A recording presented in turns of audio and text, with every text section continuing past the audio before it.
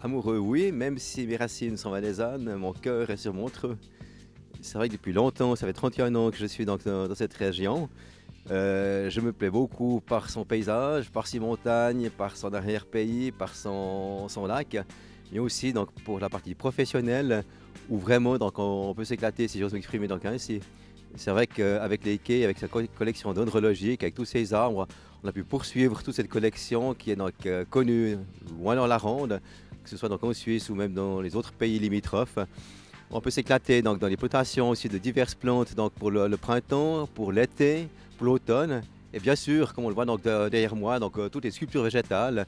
Ça fait depuis 1992 où maintenant on s'active avec ces sculptures de forme parfois avec des animaux. Cette année ici, on fait un petit hommage donc, à la gymnastique puisqu'une société fête ses 150 ans et je trouve juste magnifique. Le premier atout, je dirais que c'est difficile à répondre, je dirais qu'il y en a plusieurs atouts. D'une part, c'est une ville cosmopolite, c'est une ville qui a beaucoup d'activités, c'est une ville par son festival de jazz, par son marché de Noël, où on rencontre beaucoup de monde qui font ces activités qui sont juste extraordinaires. Puis bien sûr, son paysage, comme déjà dit tout à l'heure, son lac, ses montagnes, ses ambiances aussi, donc ces ambiances donc, de ville, mais aussi ces ambiances de village, où il fait donc bon vivre de rencontrer les gens dans les restaurants donc d'en bas, mais aussi donc, dans les sociétés de village, et c'est toujours une activité super sympathique. Ce qui manque à Montreux pour moi, j'imagine je verrais facilement donc, des activités pour réunir davantage donc, les jeunes, moins jeunes. C'est vrai que, et pour les congressistes, c'est vrai que les congressistes qui sortent de leur travail, de leur visite ici le soir, il manque peut-être certaines activités donc, après séance, voire même nocturnes. Et puis pour les jeunes, je dirais que des bars qui les rassemblent, du style qu'on pourrait trouver dans des villes limitrophes, des vinothèques ou des choses en fait, qui permettent de se rassembler.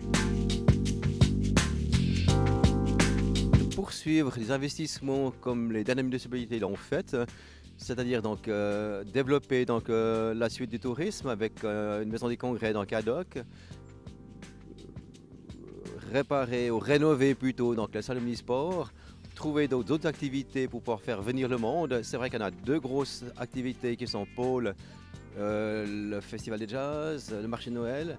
Pourquoi pas relancer donc, la fête des Narcisses? Je crois que ça a eu un succès qui était magnifique.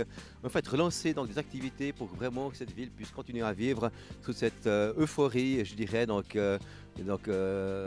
où c'est que les citoyens peuvent s'amuser, c'est que les citoyens peuvent vivre. C'est peut-être pas forcément une anecdote, c'est un souvenir qui m'a bien marqué. Actif dans plusieurs sports, notamment la montagne, j'ai eu l'occasion de faire un trekking donc, dans l'Annapurna, le sanctuaire d'Annapurna, où c'est qu'à la conclusion on a fait un petit 6000.